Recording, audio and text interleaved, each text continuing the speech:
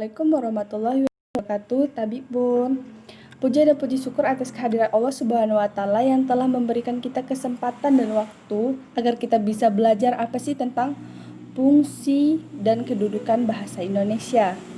Serta tak lupa juga kita panjatkan kepada Nabi kita Muhammad SAW.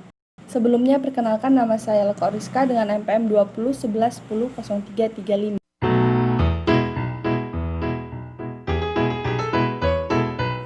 Saya akan menjelaskan tentang fungsi dan kedudukan bahasa Indonesia. Fungsi dari bahasa Indonesia adalah sebagai alat untuk berkomunikasi di dalam kehidupan bermasyarakat. Untuk berkomunikasi sebenarnya dapat juga digunakan cara lain, misalnya tanda-tanda, gambar, atau bahasa isyarat. Namun, bahasa sebagai alat komunikasi yang paling sempurna.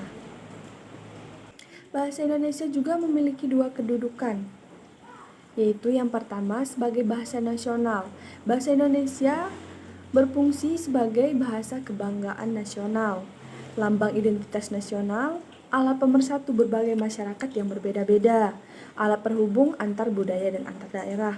Yang kedua, sebagai alat bahasa negara. Bahasa Indonesia berfungsi sebagai bahasa resmi kenegaraan, bahasa pengantar resmi di lembaga-lembaga pendidikan, bahasa resmi di dalam perhubungan pada tingkat nasional, bahasa resmi di dalam pembangunan kebudayaan dan pemanfaatan ilmu pengetahuan.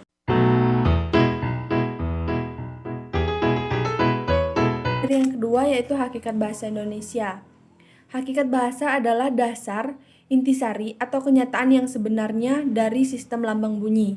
Macam-macam hakikat bahasa Indonesia. Yang pertama yaitu bahasa itu sebuah sistem bahasa, bukanlah sebuah unsur yang terkumpul secara tak beratur, tetapi diatur oleh pola-pola yang sistematis dan sistemis. Yang kedua, ada bahasa itu berupa bunyi-bunyi yang dihasilkan oleh alat ucap manusia, contohnya saat kita berbicara. Yang ketiga, ada bahasa itu arbitrer, tidak ada hubungan wajib antara lambang dengan bahasa yang dilambangkannya.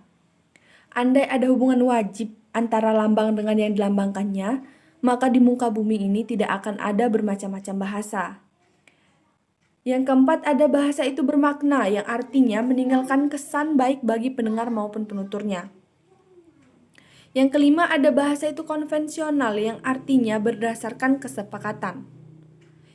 Yang keenam, ada bahasa itu unik, yang artinya memiliki ciri khas. Yang ketujuh, bahasa itu identitas. Identitas itu adalah jati diri. Yang kedelapan, ada bahasa itu produktif, yang memiliki satu satuan yang tak terbatas.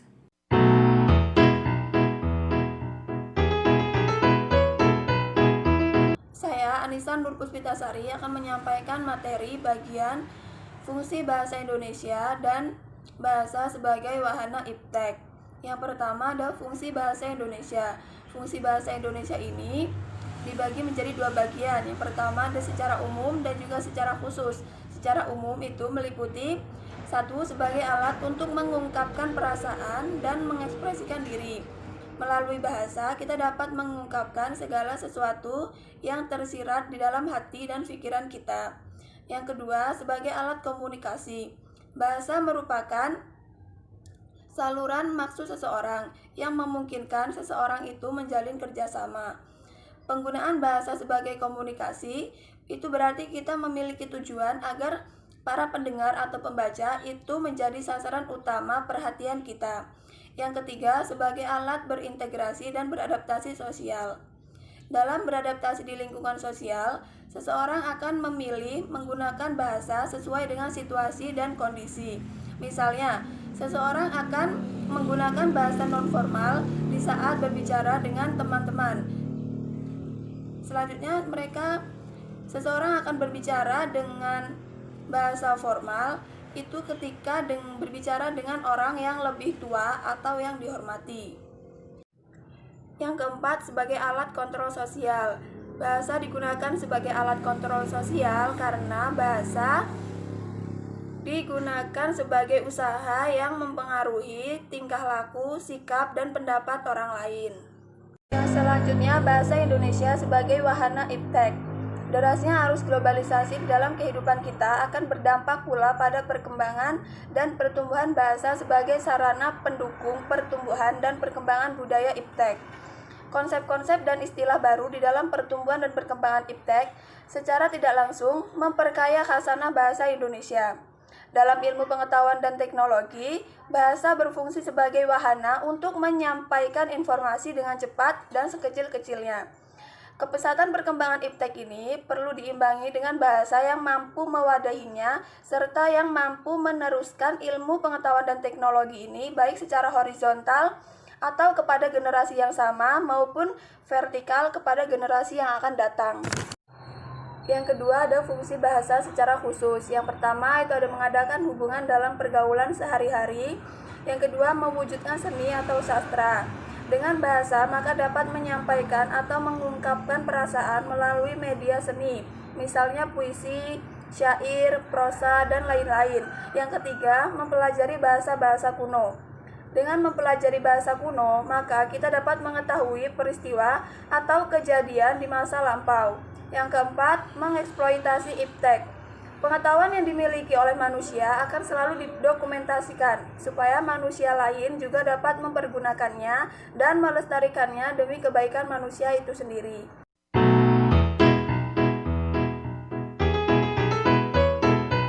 Perkenalkan, nama saya Diah Mulia Mutisari, NPM 20111000041.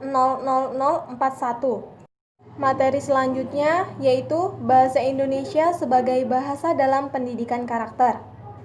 Yang dimaksud ialah, di dalam Kamus Besar Bahasa Indonesia, karakter merupakan sifat-sifat kejujuran, akhlak atau budi pekerti yang membedakan seseorang dari yang lainnya. Tabiat atau watak. Kesadaran berbahasa yang baik dan benar. Para pemakainya menjadi bagian dari pendidikan karakter Indonesia. Karakter seseorang tampak dari perilaku berbahasanya. Sebagaimana ditegaskan bahwa cara berpikir seseorang tercermin dari bahasa yang digunakannya. Untuk itu, kesadaran berbahasa yang baik dan benar para pemakainya menjadi bagian yang penting dari pendidikan karakter bangsa. Penutup bahasa sebagai wahana pendidikan karakter perlu direncanakan, dibina, dan dimodernisasikan, diwujudkan melalui pendidikan dan pembelajaran. Oleh karena itu, perencanaan pengajaran bahasa yang terpadu dan sinergis perlu diupayakan. Adapun macam-macam pendidikan karakter. Yang pertama, bahasa Indonesia adalah kebudayaan. Yang kedua, mengembangkan potensi bangsa sendiri. Yang ketiga, bisa berkomunikasi dengan baik. Yang keempat, lebih menghargai budaya sendiri. Yang kelima, lebih memahami bahasa Indonesia untuk kehidupan sehari-hari.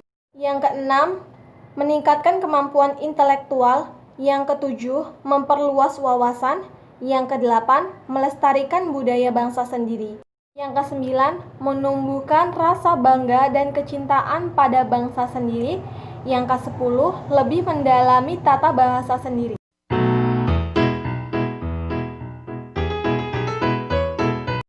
Materi selanjutnya yaitu Bahasa Indonesia sebagai bahasa dalam pembangunan. Fungsi bahasa Indonesia dalam pembangunan bangsa terdapat dalam pernyataan sikap bertanah air satu, tanah air Indonesia, berbangsa satu, bahasa Indonesia, dan menjunjung bahasa persatuan bahasa Indonesia. Dalam Sumpah Pemuda 28 Oktober 1928.